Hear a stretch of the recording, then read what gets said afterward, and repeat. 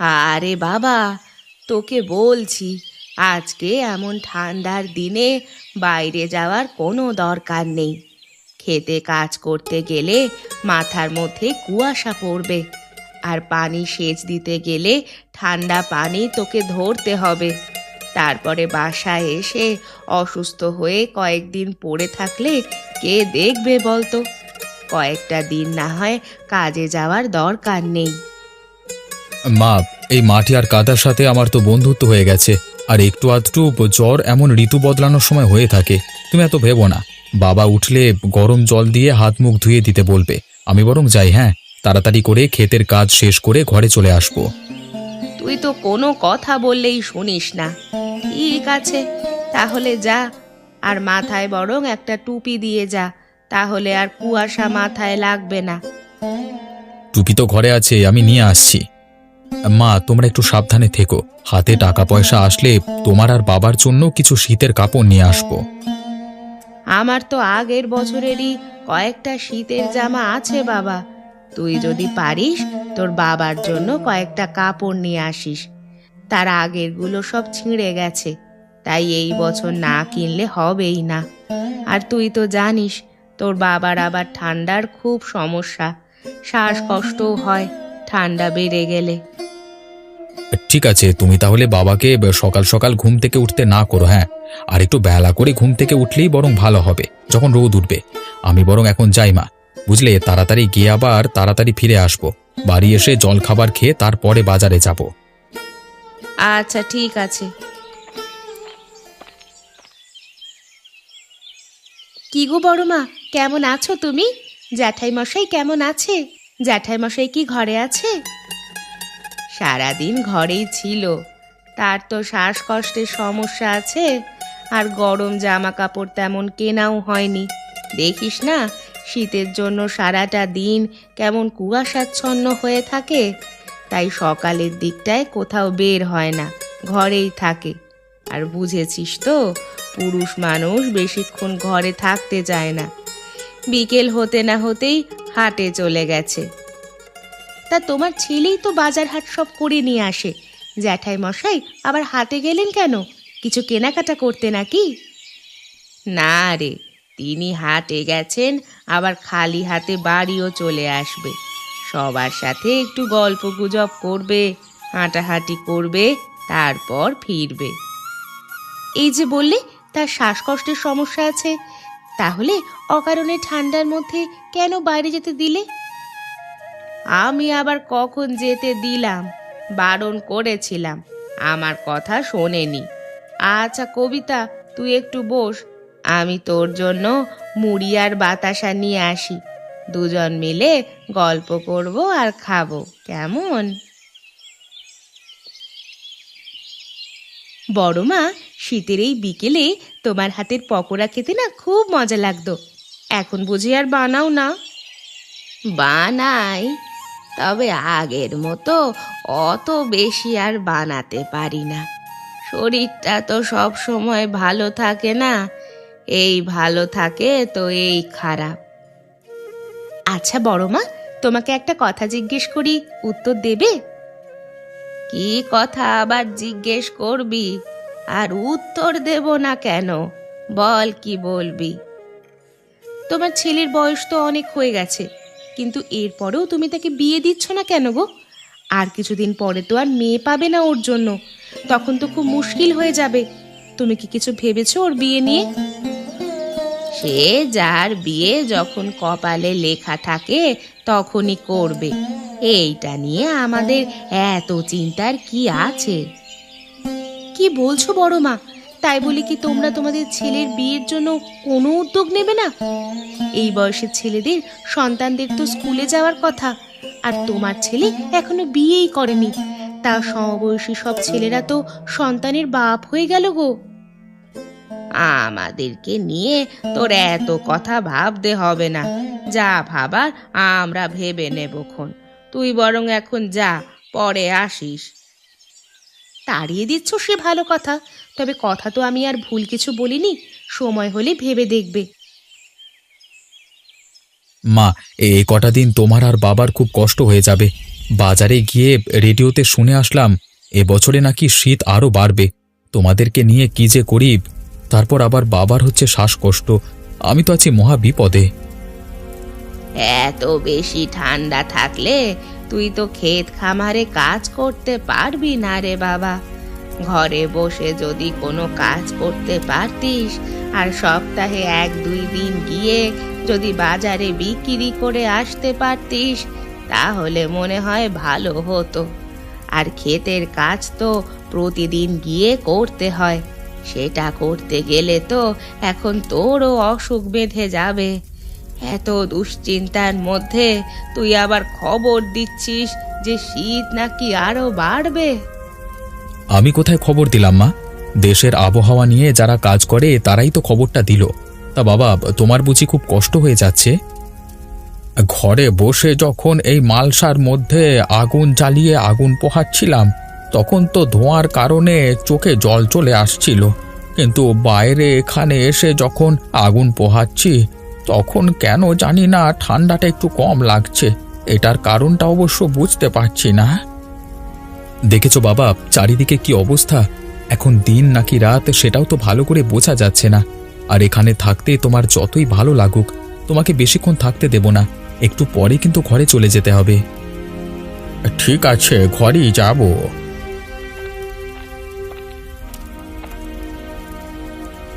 ও, তোমরা সবাই বুঝি এখানে?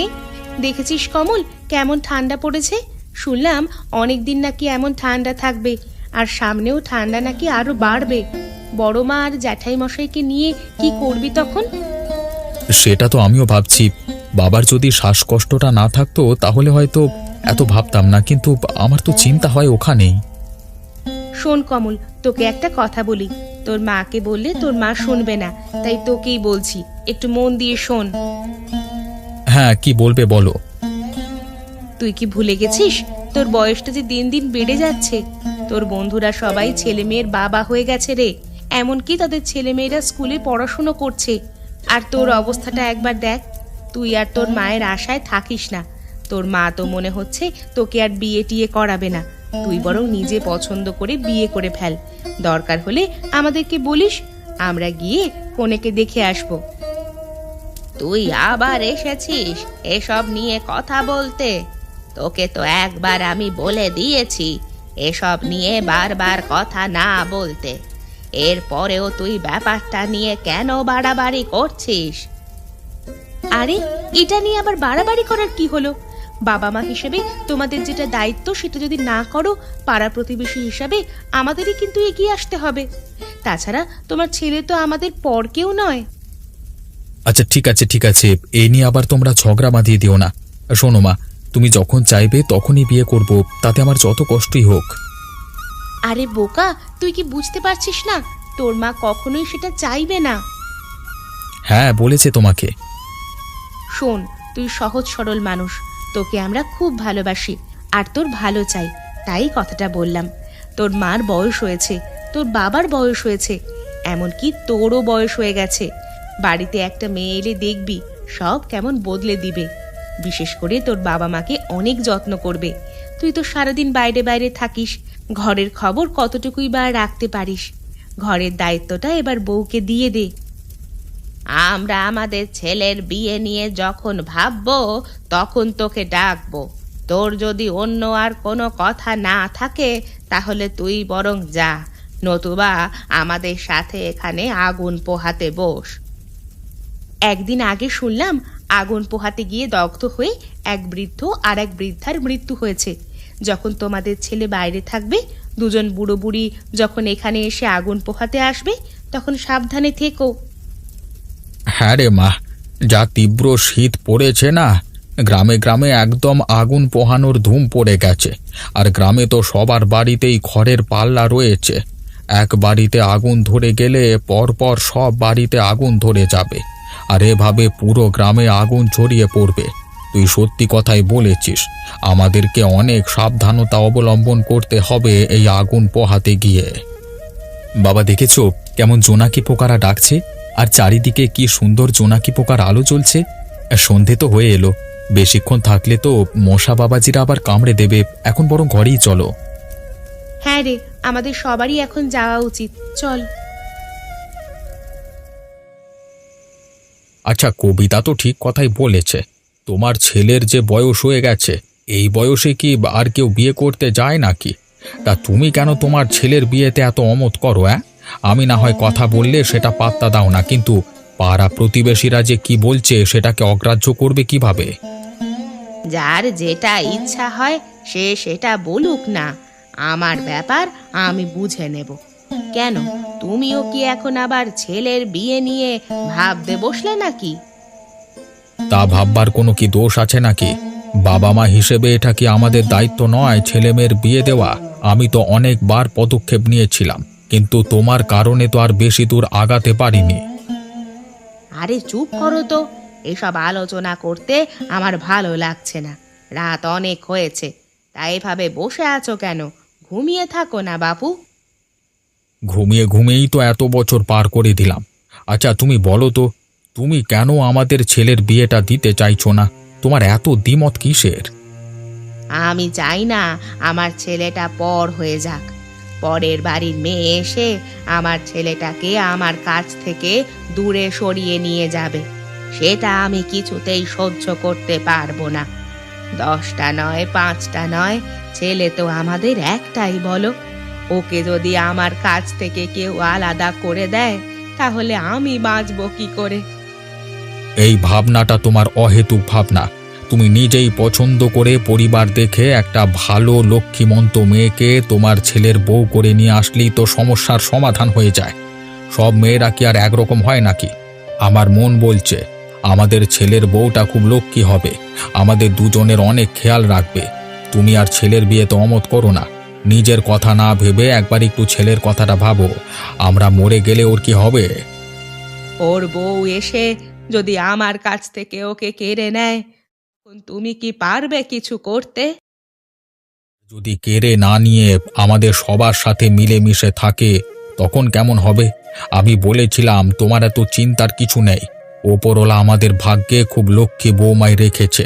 আমার কথাখানা মিলিয়ে নিও। হ্যাঁ, দেখবো। এবার ঘুমাও। বৌমা, সব পিঠে নিয়ে আসো। আজ আর ভাত খাবো না। তোমার হাতের মজাদার পিঠে আর পকোড়াই খাবো শুধু। বাবা, সব পিঠে আর পকোড়া এখনো বানানো হয়নি। আপনারা খেতে থাকুন, সবগুলো বানানো হয়ে গেলে একসাথে নিয়ে আমি আসছি।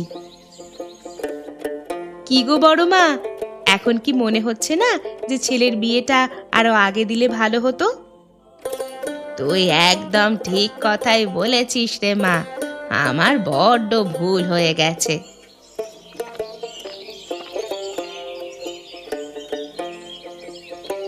আপনাদের কি আর কিছু লাগবে? চা বানিয়ে আনবো? আর পিঠে পাকোড়া কেমন হয়েছে? আমার হাতের রান্না খাওয়া যাচ্ছে কি? কেন বৌমা, আমাকে দেখে বোঝা যাচ্ছে না বুঝি? আমাদের বউয়ের হাতের সব খাবারই খুব ভালো হয়। এতে তো আলাদা করে বলবার কিছু নেই বৌমা। একদম ঠিক কথা বলেছ তুমি। এমন মিষ্টি একটা বৌমা এনে তোমাদের দিলাম, এর জন্য কিন্তু আমার কিছু প্রাপ্য। সেটা আবার ভুলে যেও না যেন। কি রে কমল, চুপ করে আছিস কেন? আমি আর কি বলবো? আপনারা সবাই খুব বেশি বেশি বলছেন। আমি তো অতিরিক্ত কিছুই করছি না। বিয়ের আগে বাবা মার জন্য যা যা করতাম, এখানে এসেও তাই তাই করছি। আমার নিজের বাবা মা আর আপনাদের মধ্যে তো কোনো পার্থক্য করা আমার উচিত নয় না। এটাই হচ্ছে ঠিক কথা মা। তবে এটা আর কয়জন বোঝে বলো? তুমি সারা জীবন এমনটাই থেকো। মা, আমাদের জন্য অনেক অনেক আশীর্বাদ করবেন শুধু।